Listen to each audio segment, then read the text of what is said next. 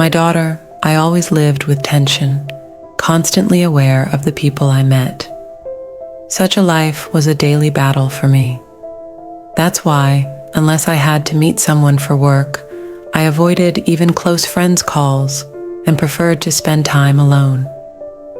Do you think I was bored spending time alone? No, I was never alone.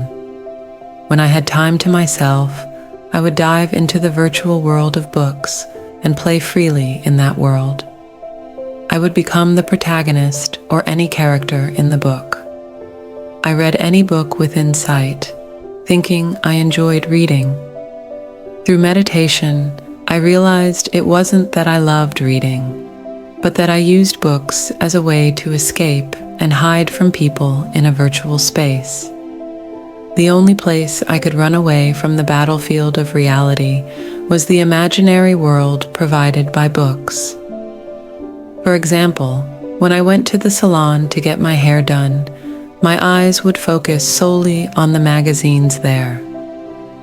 This way, I wouldn't hear people's conversations, and no one would talk to me since I was engrossed in the magazines. Life was a battlefield, and conversations with people to survive were the most exhausting for me. Those who knew me from childhood through adolescence and until I got married thought I was a mute because I was so quiet. Listening to my parents' conversations and their arguments made me very negative about conversations between people. Most of the conversations I heard were either blaming or praising others, all self-centered thoughts. People believed their thoughts were always right.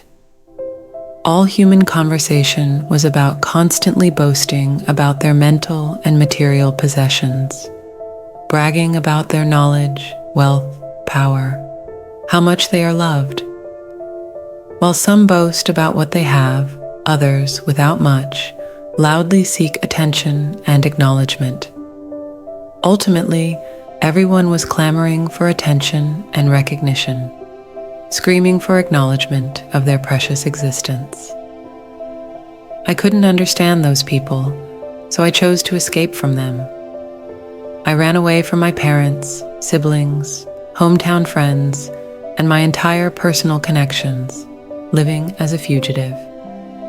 However, what I considered a hobby, reading books, started losing its charm as I grew older.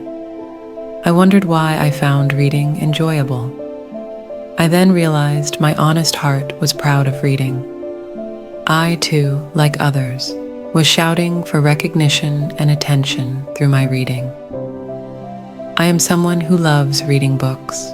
Please recognize me. I was boasting.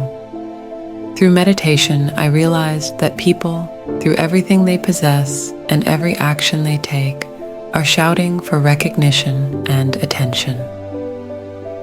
Sometimes, hearing the stories you share with me, I hear the voice of your heart, which you may not be aware of. Mom, please pay attention to me. Mom, please be proud of me. You, like everyone else in the world, crave attention so much that you spend your whole life striving for others' attention, growing old and lonely, and eventually dying. The person seeking attention isn't the real you. The real you don't need the attention of others or the world. When you let go of such a self, you become a true person who no longer needs the attention of others or the world.